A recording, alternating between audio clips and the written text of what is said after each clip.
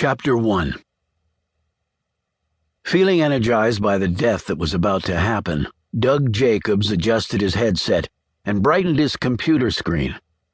The picture was now crystal clear, almost as if he were there.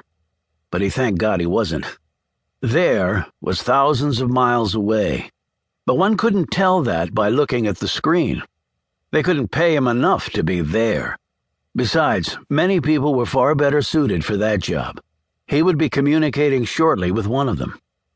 Jacobs briefly glanced around the four walls and the one window of his office in the sunny Washington, D.C. neighborhood. It was an ordinary-looking low-rise brick building set in a mixed-use neighborhood that also contained historical homes in various states of either decay or restoration. But some parts of Jacobs' building were not ordinary at all. These elements included a heavy-gauge steel gate out front with a high fence around the perimeter of the property. Armed sentries patrolled the interior halls and surveillance cameras monitored the exterior. But there was nothing on the outside to clue anyone in to what was happening on the inside. And a lot was happening on the inside. Jacobs picked up his mug of fresh coffee into which he had just poured 3 sugar packets. Watching the screen required intense concentration. Sugar and caffeine helped him do that. It would match the emotional buzz he would have in just a few minutes. He spoke into the headset. "Alpha 1, confirm location," he said crisply. It occurred to him that he sounded like an air traffic controller trying to keep the skies safe. Well, in a way, that's exactly what I am. Only our goal is death on every trip. The response was nearly immediate. Alpha 1, location 700 meters west of target. 6th floor of the apartment building's east face, 4th window over from the left. You should just be able to make out the end of my rifle muzzle on a zoom-in.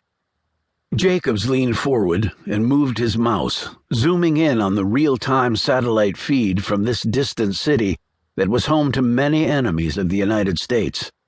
Hovering over the edge of the windowsill, he saw just the tip of a long suppressor can screwed onto a rifle's muzzle. The rifle was a customized piece of weaponry that could kill at long distances. Well, so long as a skilled hand and eye were operating it. And right now, that was the case.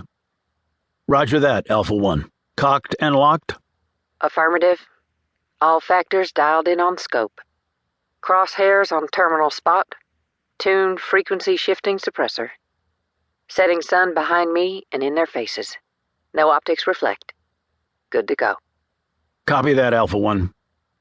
Jacobs checked his watch. "Local time there, 1700? On the dot. Intel update? Jacobs brought this information up on a subscreen. "All on schedule. Target will be arriving in 5 minutes. He'll exit the limo on the curbside. He's scheduled to take a minute of questions on the curb, and then it's a 10-second walk into the building." 10-second walk into the building confirmed? "Confirmed. But the minute of interview may go longer. You play it as it goes." Copy that. Jacobs refocused on the screen for a few minutes until he saw it. "Okay, motorcade is approaching." I see it. I've got my sight line on the straight and narrow. No obstructions. "The crowd?" I've been watching the patterns of the people for the last hour. Security has roped them off. They've outlined the path he'll take for me like a lighted runway. "Right, I can see that now." Jacobs loved being ringside for these things without actually being in the danger zone. He was compensated more generously than the person on the other end of the line. At a certain level, this made no sense at all. The shooter's ass was out there, and if the shot wasn't successful or the exit cues made swiftly, the gunner was dead. Back here, there would be no acknowledgement of affiliation, only a blanket denial. The shooter had no documents, no creds, no ID that would prove otherwise. The shooter would be left to hang. And in the country where this particular hit was taking place, hanging would be the shooter's fate, or perhaps beheading. All the while, Jacob sat here safe and drew bigger money. But he thought, lots of folks